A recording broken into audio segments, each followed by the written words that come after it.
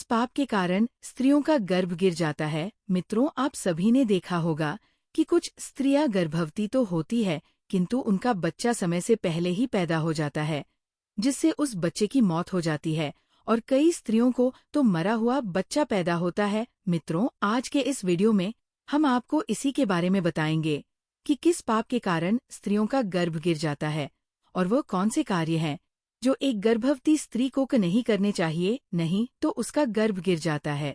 और भगवान विष्णु ने इसके बारे में क्या बताया है, जानेंगे एक महत्वपूर्ण कथा के माध्यम से। मित्रों, एक समय की बात है जब माता लक्ष्मी भगवान विष्णु से मिलने जाती है, तो माता लक्ष्मी को देखकर भगवान विष्णु ने कहा, हे देवी, क्या बात है, आज आप अचानक मुझसे मिलने क्यों आई है।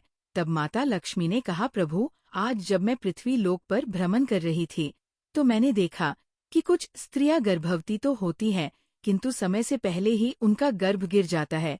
प्रभु, इसे देखकर मेरे मन में दो प्रश्न उठ रहे हैं और आज मैं आपसे उन्हीं दोनों प्रश्नों का उत्तर पूछने के लिए आई हूँ। तो भगवान विष्णु ने कहा, है देवी, तुम्हारे मन में जो भी प्रश्न है मुझे निश्चिंत होकर बताओ, मैं तुम्हारे दोनों प्रश्नों के उत्तर अवश्य ही दूंगा। तो माता ने कहा, प्रभु, मेरा पहला प्रश्न ये है कि किस पाप के कारण स्त्रियों का गर्भ गिर जाता है और उस स्त्री के बच्चे की मृत्यु हो जाती है।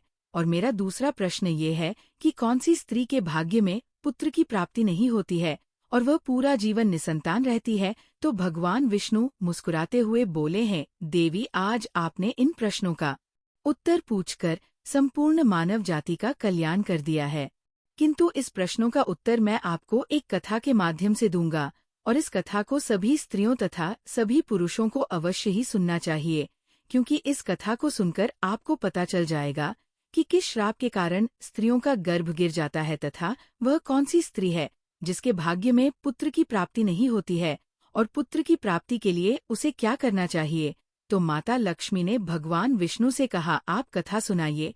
प्रभु, मैं कथा को पूरा मन लगाकर अंत तक सुनूंगी। तो कथा को सुनाते हुए भगवान विष्णु ने कहा, एक समय की बात है जब एक नगर में एक बहुत अधिक धनवान सेठ रहता था। वह इतना अधिक धनवान था कि उसके घर में किसी चीज की कोई कमी नहीं थी। उस सेठ की एक पुत्री थी जिसका नाम रूपवती था। रूपवती विवाह करने के योग्य हो गई थी। फिर उस सेठ ने सही मुहूर्त देखकर अपनी पुत्री रूपवती का विवाह उसी नगर के समीप एक दूसरे गांव में वैश्य के पुत्र के साथ कर दिया। फिर विवाह के बाद सेठ की पुत्री रूपवती अपने पति के घर में रहने लगती है। वह अपने पति के घर में हंसी खुशी से रहने लगती है और अपने पति से बहुत अधिक प्रेम करने लगती है। रूपवती की सास का नाम सुनंदा था। सुनंदा बहुत ही दुष्ट स्वभाव की थी। रूपवती अपने घर से दहेज में बहुत सारा सोना चांदी लाई थी, इसीलिए सुनंदा अपनी बहू रूपवती का झूठ मूठ का सम्मान करती थी और हमेशा उससे मीठी मीठी बातें करती रहती थी और रूपवती से अपने मायके से कुछ न कुछ लाने को कहा करती थी। रूपवती अपनी सास की बात मानकर अपने पिता से कहकर वह सोना, चांदी, घोड़े, गाय, बैल, अनाज आदि चीजें मंगवाया करती थी और उसके पिता भी मना नहीं करते थे और सभी सामान दे देते थे, जिसके कारण रूपवती की सास उससे बहुत खुश रहती थी। फिर इस तरह रूपवती की सास का लालच दिन प्रतिदिन बढ़ता जा रहा था और वह रूपवती के मायके का सब कुछ हड़पना चाहती थी। क्योंकि उस सेठ का कोई पुत्र नहीं था, इसीलिए सारा कुछ रूपवती का ही था। फिर इस तरह काफी दिन तक चलता रहा और उसकी सास उसे अपनी बातों में बहला फुसलाकर उसके मायके से सारी सामानें मांगा लिया करती थी। लेकिन भोली भाली रूपवती इस बात से अनजान थी कि उसकी सास उसके पिता का सारा कुछ हड़पना चाहती है और रूपवती का पति संजय भी अपनी माँ की ही बात मानता था। इसीलिए उसके घर में रूपवती की सास जो कहती थी वही होता था। उसके घर में सारा काम उसकी माँ के कहने से ही होता था और रूपवती का पति संजय दोनों ही सुनंदा का कहना मानते थे। इसीलिए उनके घर में कभी भी क्लैश नहीं होता था और सब खुशी पूर्वक रहते थे। इस तरह कुछ साल बीतने के बाद रूपवती गर्भवती हो गई। जब उसकी सास को इस बात का पता चला तो वो बहुत खुश हो गई। उसने तुरंत ही रूपवती के माता पिता को इस बात की सूचना दी और साथ में बड़ी बड़ी वस्तुओं की मांग की। जब रूपवती के पिता ने इस बात को सुना तो वह भी बहुत अधिक प्रसन्न हुए और फिर अगले ही दिन वह मिठाई तथा सोने के कंगन और सोने की माला लेकर रूपवती के ससुराल पहुंच गए। रूपवती अपने पिता को देखकर बहुत खुश हुई। फिर कुछ समय रूपवती के ससुराल में रुककर उसके पिता अपने घर लौट आए। फिर काफी दिनों तक रूपवती का गर्भ बढ़ता गया और रूपवती की सास उसका बहुत अच्छी तरह से ख्याल रखने लगी तथा उसे समय समय पर फल फूल खिलाती रहती थी और घर का सारा काम खुद करती थी। रूपवती को कोई भी काम नहीं करने देती थी, इसीलिए रूपवती पूरा दिन घर पर आराम करती थी।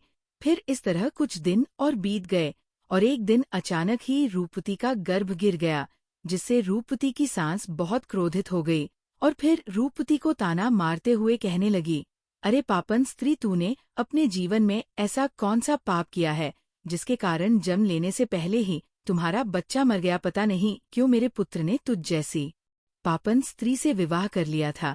मेरे बेटे का तो जीवन ही नष्ट हो गया। अपनी सास की ये बात सुनकर रूपवती बहुत दुखी होकर कहने लगी, सासू माँ, इसमें मेरा क्या दोष है? मैंने अपने जीवन में कोई पाप नहीं किया है, फिर भी पता नहीं क्यों मेरे साथ ऐसा हो रहा है।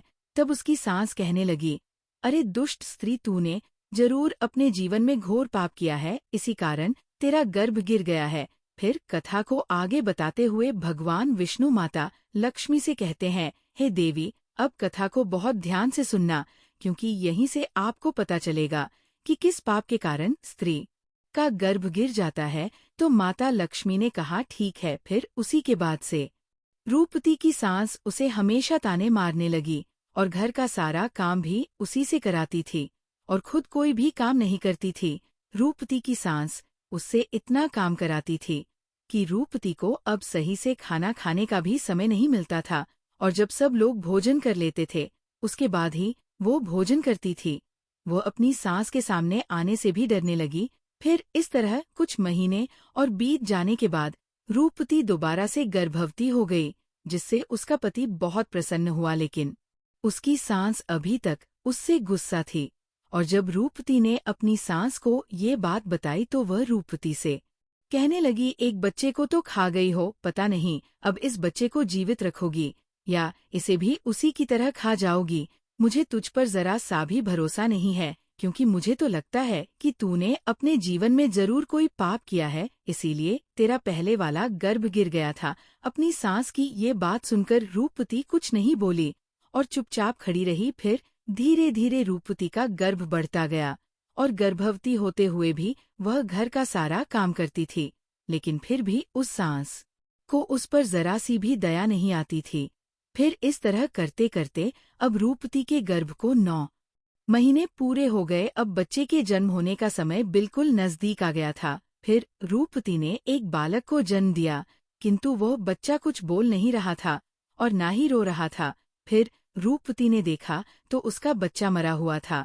अपने मरे हुए बच्चे को देखकर वह बहुत जोर जोर से रोने लगी। फिर जब रूपवती की सास को इस बात का पता चला तो वो बहुत गुस्सा हुई और रूपवती से कहने लगी, तू एक पापन स्त्री है, तभी तेरा ये दूसरा बच्चा भी मर गया है। मुझे तो पहले से ही शक था कि तूने अपने जीवन में जरूर कोई घोर पाप किया है, इसीलिए तेरे साथ ऐसा होता है और इसीलिए तेरा ये पुत्र भी मर गया है। अगर तू मेरे घर में ज्यादा दिनों तक रहेगी तो तू मेरे भी घर का नाश कर देगी, इसीलिए अब तुझे इस घर में रहने की कोई जरूरत नहीं है। तो रूपवती कहने लगी, सासू माँ, अब मैं कहाँ जाऊँ? मेरे लिए तो मेरे पति ही सब कुछ है, मैं उन्हें छोड़कर कहीं नहीं जा सकती हूँ।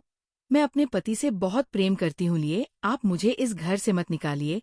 मैं घर का सारा काम करूँगी और इसी घर के किसी कोने में पड़ी रहूंगी। आप जो भी काम कहेंगी मैं वो सब कुछ करूँगी, बस आप मुझे घर से मत निकालिए, क्योंकि मैं अपने पति के बिना एक पल भी नहीं रह सकती हूँ। तो उसकी सास बोली, अरे पापन स्त्री, अगर तू अपने पति के बिना नहीं रह सकती तो कहीं पर जाकर मर जा, लेकिन अब तुझे मैं इस घर में एक क्षण भी नहीं रहने दूंगी। इतना कहकर रूपवती की सास रूपवती को धक्के मारकर घर से बाहर कर देती है। फिर रूपवती घर के बाहर बैठी रहती है, लेकिन उसकी सास ने घर का दरवाजा नहीं खोला। फिर वो घर के बाहर बैठकर अपने मन में सोचने लगी, अब मुझे यहाँ से अपने मायके ही जाना पड़ेगा। फिर इतना सोचकर वह अपने मायके चल देती है। तभी रास्ते में एक जंगल पड़ता है। तो वह जंगल में रास्ते से अपने मायके जा ही रही थी, तभी बारिश होने लगती है, तो वह एक पेड़ के नीचे बैठ जाती है। तभी वहां से एक साधु महाराज जा रहे थे, तो उन्होंने रूपवती को पेड़ के नीचे बैठा देखकर उसे पूछा है, पुत्री तुम कौन हो और यहाँ इस जंगल में अकेली क्या कर रही हो? तो रूपवती ने साधु महाराज से कहा है, साधु महाराज, मैं एक बहुत धनवान सेठ की पुत्री हूँ और मेरा विवाह एक वैश्य से हुआ है और मुझे अभी तक पुत्र की प्राप्ति नहीं हुई है। मैं एक बार गर्भवती हुई थी तो मेरा गर्भ गिर गया था और जब मैं दोबारा गर्भवती हुई तो मेरा बच्चा पैदा होते ही मर गया था, इसीलिए मेरी सास ने मुझे घर से निकाल दिया है। इसीलिए मैं अब इस जंगल में इधर उधर भटक रही हूँ। मुनिवर, कृपया करके आप ही कुछ उपाय बताइए जिससे मुझे पुत्र की प्राप्ति हो जाए। तो साधु महाराज ने कहा, तुम चिंता मत करो, मैं पुत्र प्राप्ति का उपाय बताता हूँ, जिसे यदि तुमने पूरी निष्ठा से किया तो तुम्हें पुत्र की प्राप्ति अवश्य ही होगी। इसके लिए मैं तुम्हें कुछ नियम बताता हूँ, इसे ध्यान से सुनो। किसी भी स्त्री को मासिक धर्म के दौरान पति के साथ संबंध नहीं बनाना चाहिए और पति को स्पर्श भी नहीं करना चाहिए, इससे संतान गर्भ में ही गिर जाती है। गर्भ धारण की हुई स्त्री को भगवान की पूजा अर्चना करते रहना चाहिए तथा उसके मुख पर सदैव ही प्रसन्नता होनी चाहिए। साथ ही गर्भवती स्त्री को कभी भी दुखी और निराश नहीं रहना चाहिए, क्योंकि दुखी रहने पर संतान पर बुरा प्रभाव पड़ता है। और गर्भवती स्त्री को कभी दूसरों के घर का भोजन नहीं करना चाहिए तथा जितना हो सके अपने ही घर में रहना चाहिए। एक गर्भवती स्त्री को कभी भी डरावनी चीजें नहीं देखनी चाहिए, क्योंकि इससे संतान पर बुरा प्रभाव पड़ता है। और गर्भवती स्त्री को अच्छा भोजन करना चाहिए, जिससे संतान तम गुणवान होता है।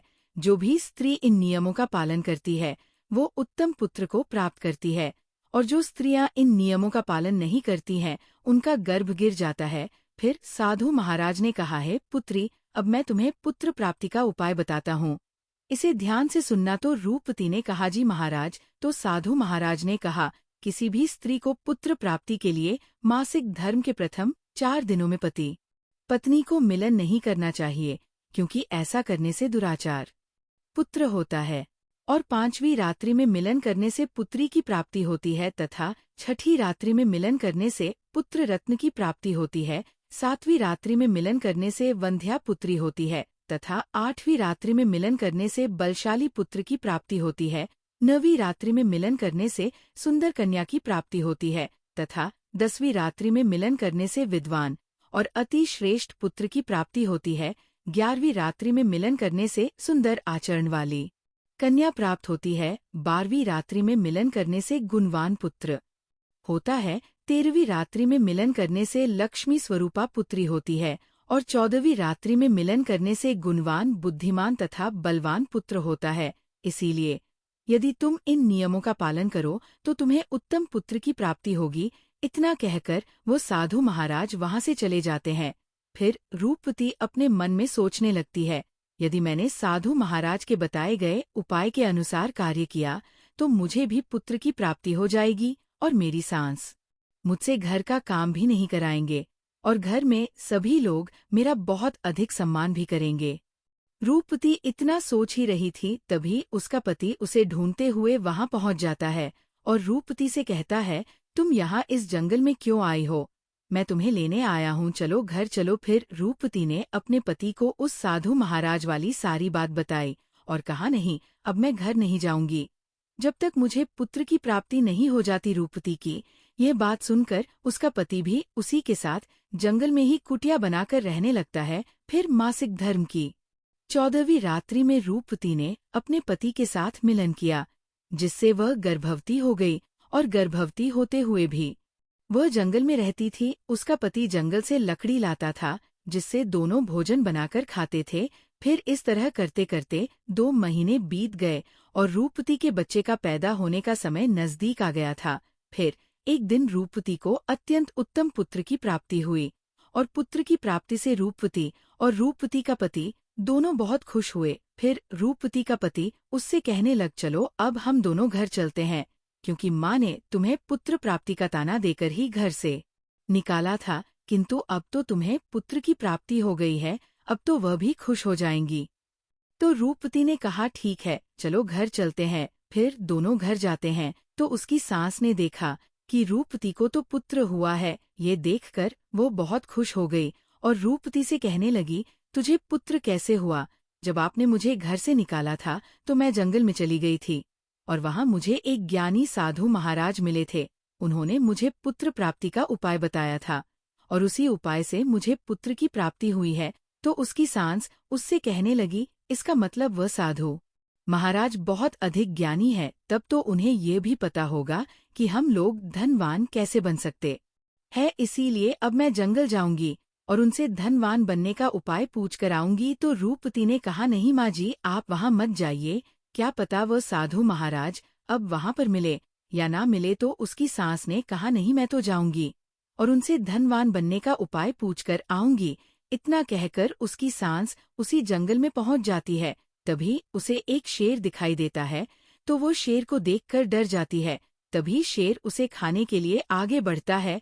जैसे ही शेर उसे खाने के लिए आगे बढ़ा तो रूपवती की सास ने उससे कहा, है सिंहराज, तुम मुझे क्यों खाना चाहते हो? तुम हे मुझे खाकर क्या मिलेगा? तो शेर बोला, है पापन स्त्री, तू बहुत दुष्ट स्वभाव की है, इसीलिए मैं तुझे खा जाऊंगा। इतना कहकर शेर उसे खा जाता है। फिर उसकी मौत हो जाती है और यम के 2 दूत आते हैं। उन्हें यमलोक ले जाकर यमराज जी के सामने खड़ा कर देते हैं। तभी चित्रगुप्त ने उस स्त्री के जीवन का लेखा जोखा देखा और उसके जीवन का लेखा जोखा देखकर कहने लगे, हैं धर्मराज, इस स्त्री ने तो अपने जीवन में घोर पाप किए हैं। ये स्त्री अपनी बहू रानी पर बहुत अत्याचार करती थी, उसके गर्भवती होते हुए भी घर का सारा काम उसी से कराती थी। और जब इसकी बहू के पुत्र की मृत्यु हो गई थी तो इसने उसे धक्के मारकर अपने घर से निकाल दिया था। चित्रगुप्त की ये बातें सुनकर यमराज को उस स्त्री पर बहुत क्रोध आया और उन्होंने दूतों से कहा, इसे नरक लोक में डाल। 2 मित्रों फिर कथा को आगे बताते हुए भगवान विष्णु माता लक्ष्मी से कहते हैं, हे देवी, इस प्रकार उसकी सास को उसके किए की सजा मिल गई और रूपवती ने गर्भ धारण के नियमों का पालन किया, जिससे उसे उत्तम संतान की प्राप्ति हुई। इसी तरह कोई भी स्त्री यदि उस साधु द्वारा बताई गई बातों के अनुसार कार्य करेगी तो उसे भी पुत्र की प्राप्ति अवश्य होगी। तो माता लक्ष्मी ने कहा, प्रभु, वह कौन सी स्त्रियां हैं जिनके भाग्य में पुत्र की प्राप्ति नहीं होती है और वह अपने जीवन में ऐसा कौन सा पाप करती है जिसके कारण उन्हें पुत्र की प्राप्ति नहीं होती है, और पुत्र प्राप्ति के लिए उन स्त्रियों को क्या करना चाहिए? तो भगवान विष्णु ने कहा, यह वह स्त्रियां हैं जो अपने पति से हमेशा लड़ाई झगड़ा करती रहती है और घर में सारा काम अपनी ही मनमानी से करती है तथा अपने पति का आदर सम्मान नहीं करती हैं। तो ऐसी स्त्रियों के भाग्य में कभी भी पुत्र की प्राप्ति नहीं होती है और ऐसी स्त्रियों को पुत्र प्राप्ति के लिए अपने पति का आदर सम्मान करना चाहिए तथा उनका कहना मानना चाहिए और घर में लड़ाई झगड़ा नहीं करना चाहिए। तो ऐसी स्त्रियों को भी पुत्र की प्राप्ति होगी। मित्रों, आपको ये कथा कैसी लगी हमें कमेंट्स करके जरूर बताएं। तो बोलो जय माता लक्ष्मी।